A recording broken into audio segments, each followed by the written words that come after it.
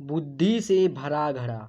एक बार किसी बात पर अकबर बीरबल से नाराज हो गए और उन्होंने बीरबल को राज्य छोड़कर कहीं दूर चले जाने का आदेश दे दिया।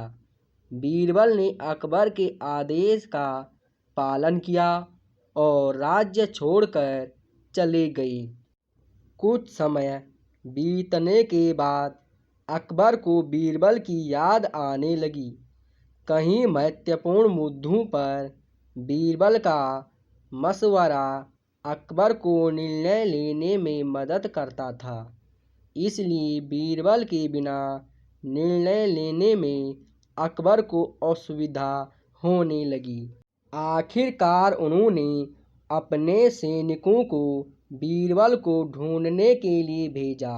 सैनिकों के कई गांवों में बीरबल को ढूंढने का प्रयास किया, लेकिन बीरबल नहीं मिली। कई जगहों पर पूछताछ करने के बाद भी बीरबल का पता ठिकाना नहीं मिल सका और अकबर के पास सैनिक बेरंग लौट आए।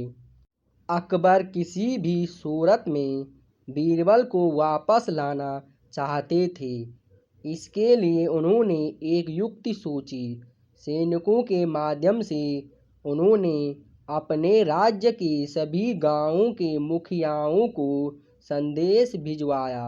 संदेश इस प्रकार था, 1 माह के भीतर एक घड़े बुद्धि भरकर उस घड़े के साथ दरबार में उपस्थित हो। ऐसा न कर पाने की स्थिति में बुद्धि की जगह घड़े में हीरे जवाहरात भरकर देना होगा।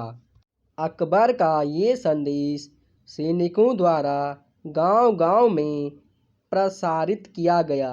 एक गांव में बीरबल भेष बदलकर एक किसान के खेत पर काम किया करते थे। जब उस गांव के मुखिया को अकबर का ये संदेश मिला तो वो चिंतित हो उठा। उसने गांव के लोगों की सभा बुलाई। बीरबल भी उस सभा में उपस्थित हुआ। गांव के मुखिया ने अकबर का संदेश गांव वालों को दिया तो सभी सोच में पड़ गए। तब बीरबल ने मुखिया से आग्रह किया, महाशय, आप मुझे एक घड़ा दे दें, मैं उसे 1 महीने के अंत तक उसे बुद्धि से भर दूंगा। मुखिया के पास और कोई चारा नहीं था। उसने एक घड़ा बीरबल को दे दिया। बीरबल वह घड़ा लेकर किसान के उस खेत पर चला गया जहां वह काम किया करता था। वहां उसने कद्दू उगाए थे। उनमें से ही एक छोटे से कद्दू को उठाकर उसने घड़े में डाल दिया। कद्दू अब भी अपनी बेल से लगा हुआ था। बीरबल उस कद्दू को नियमित रूप से खाद पानी देने लगा और उसकी अच्छी तरह से देखभाल करने लगा, जिससे धीरे धीरे कद्दू बढ़ने लगा। कुछ दिनों बाद कद्दू का आकार इतना बड़ा हो गया कि उसे घड़े से बाहर निकाल पाना असंभव था।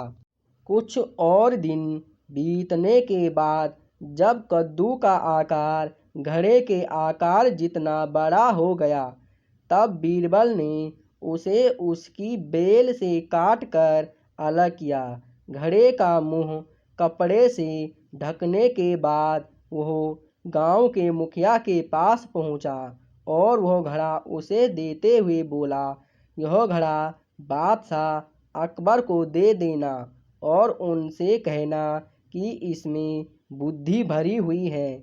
उसे बिना काटे और इस घड़े को बिना फोड़े उसे निकाल लीजिए।